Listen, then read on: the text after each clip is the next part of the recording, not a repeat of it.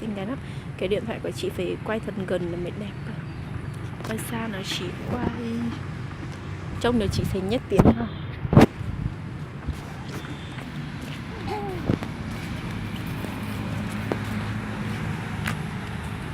Rất đẹp trai nha. Ui trông trai lên. Anh sợ à? Cứ lâu anh cũng muốn nhớ cái họ trai sao? Mùi chuột chết. Không nhớ là nó. Đây, ui quen gần đây. Đừng chụp chỗ chân nha. Đừng chụp chỗ này lên thôi. Cái gì? Nên rừng gấu mà ua ly trà lo dân rừng gấu. Thế nào nhỉ? Chân thế nào nhỉ? Quay đi.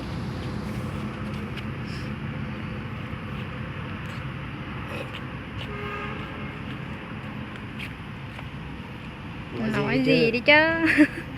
Em ơi, em người ở đâu á? Em người Ở đâu? không thì em biết tiếng. Bấm vào cái đỏ đỏ đó thôi, tí chị ấy cũng được. Tí chị sẽ cắt đi cũng được.